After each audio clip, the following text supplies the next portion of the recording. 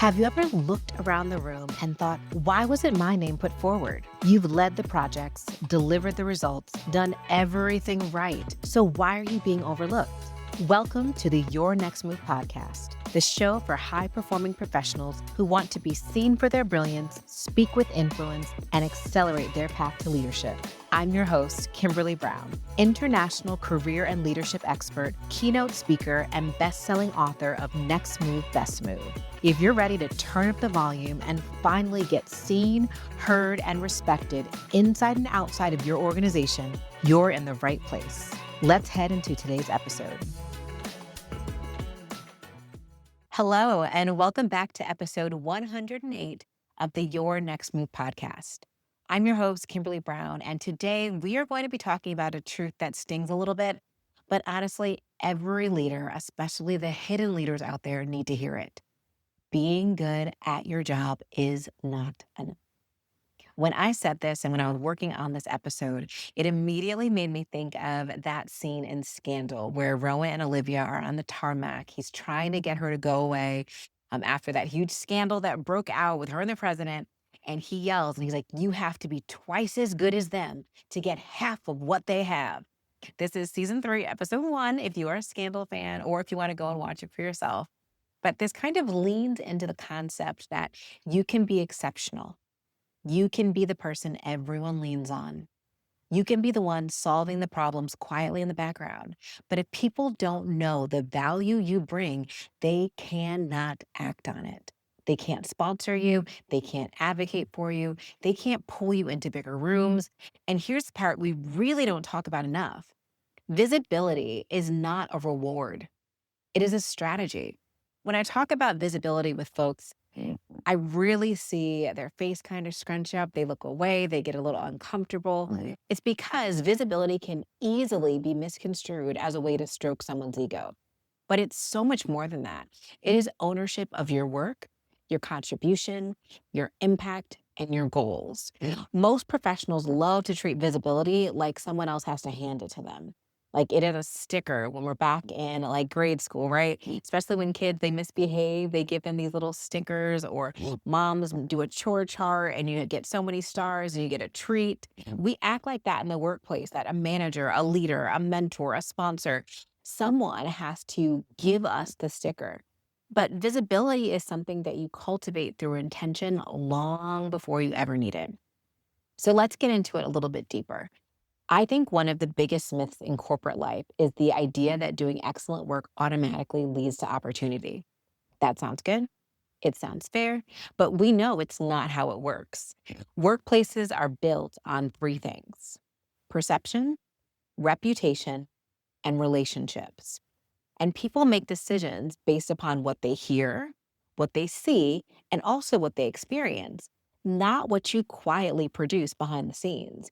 If you're the person doing the heavy lifting while others get the spotlight, it's not because you aren't talented. It's because that talent does not have a voice. Talent cannot speak for itself. People do. And that's where the gap widens for so many high achieving women. You're so focused on excellence that you forget to make your excellence visible. You assume that your work will be interpreted as leadership. You assume that the output will be noticed. You assume that everyone is paying just as much attention as you are. And we know they are not. Back when I was working in higher ed, I remember distinctly there was an employee who always got called to join every daggone task force, every stretch opportunity, every meeting.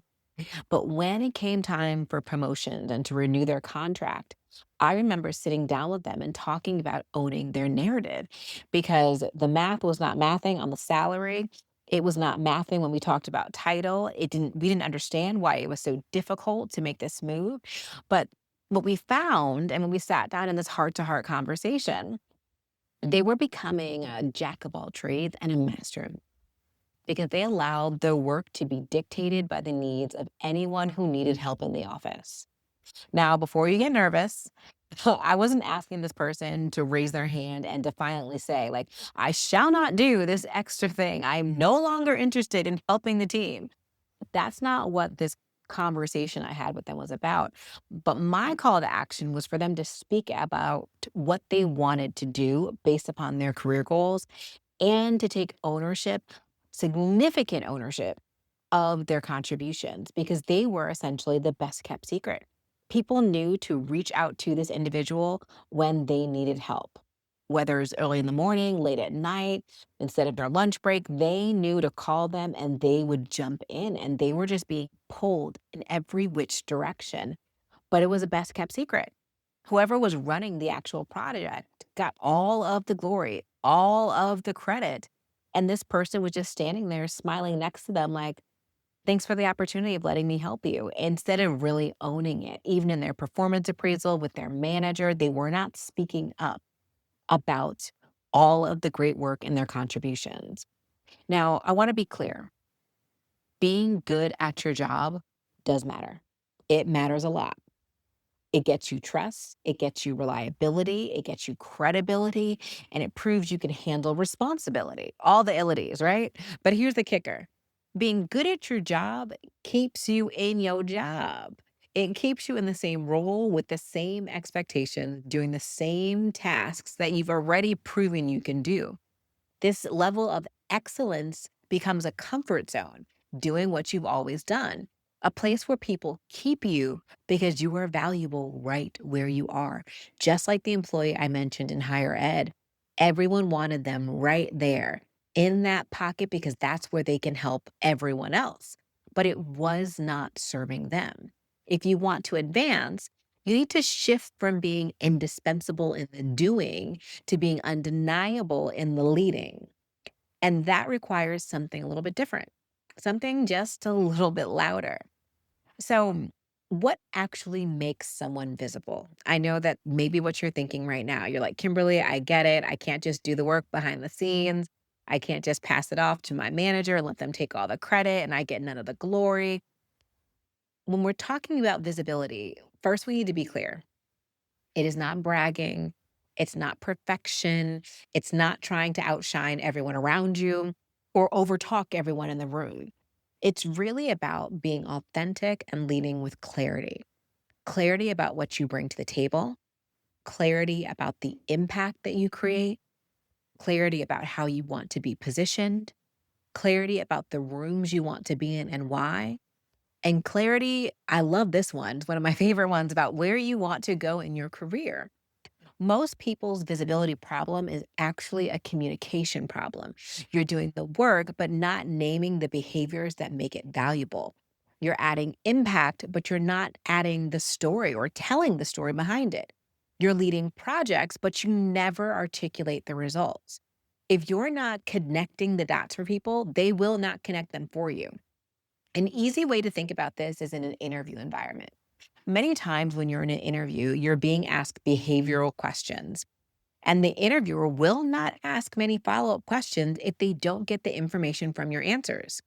They expect you to come prepared using the STAR method to articulate your answers or something similar that helps you really take them on a journey by telling a story that aligns you to the company and the role. And if you're too brief, don't give enough information, or honestly, just don't answer the questions well, they hit you with the thank you for your time and they watch you exit the room or click out of the Zoom. And most interviewers will not push the needle to pull the answers out of you because they know it is your job to sell yourself. And if you cannot sell yourselves in a high stakes moment like an interview, they're not going to expect you to be able to sell yourself in the role, advocate for your team, and they let it trickle down into all of these other things. And honestly, they may be right. We think that the only time we need to sell ourselves is in an interview environment. But this notion of selling needs to continue into the actual job too. We tell salespeople that they're always selling, but we also need to keep this mindset inside and outside of sales when we think about selling ourselves, our work, or raising our profile within an organization.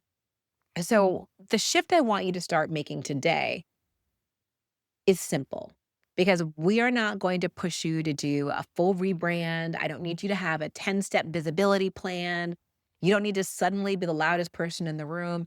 And please, please, please, please, please, please do not stay up tonight in Chat GPT asking for a visibility plan that helps you do blah, blah, blah, blah, blah, because we know we never go back to Chat GPT when we ask it to make these plans.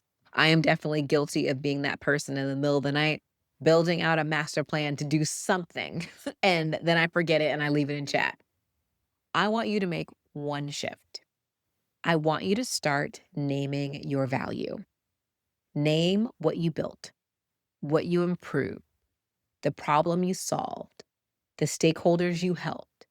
Name what changed because you were in the room.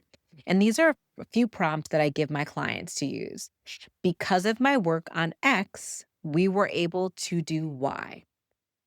One of the biggest challenges I helped the team overcome this quarter was, here's where I've been adding the most value recently. And another one, a pattern I've been noticing in our workflow is, these are not bragging statements. These are giving clarity. This is the difference between being seen as an executor, getting all the things done, doing all the tasks, and then being positioned as a strategist. When you are able to articulate the outcome of the work that you did, the challenges you help the team overcome, where you've added the value or patterns you're seeing in workflows, you are leaning into strategy. And I know that words like strategy and intentional are being overused, but they are key. No matter what you want to call it, no matter what synonym you prefer to use, you have to be strategic in how you speak about yourself and how you speak about your work. And the simplest way to do this is to start incorporating this into your weekly meeting with your manager. And if you are not having a weekly meeting, y'all, that is a question for another day. And we need to circle back on that and figure out how to get you a weekly meeting. But we need to hear you talk about these things every single week while you're giving updates about the work that you're doing, about the work that your team is doing. You should be able to use some of these prompts to articulate what you've been doing. And I know that when this podcast comes out, it's toward the end of the year. So this is also the time for performance appraisals. So if you have not already done your performance appraisal, maybe it's in January, so perfect timing if you're listening now. This is the time to really start talking about the value and the impact that you've created all year long. You need to be able to say, because of my work on this project, we were able to. The biggest challenge we overcame was, I was able to add significant value with this stakeholder in this project. Be specific. Because again, this is the difference between just being seen as someone who's knocking out the tasks to someone who is a strategist. And if you're thinking, Kimberly, I'm not the person who likes to talk about myself, I want to stop you right there. We're not going to go any further. Visibility is a skill. It is not some personality trait. It's something that you learn, you practice, and you refine. And when you learn how to talk about your work without feeling self-centered, everything can change for you. This is when opportunities come. Other people, leaders, other stakeholders will see you differently, and you get invited into conversations that match your talent, your value, not your silence. Because if it's matching your silence, if you're not saying anything, I'm pretty sure that you have not been invited into any of the rooms. Saying nothing gets you nothing. If this episode hit home for you, I want you to know this.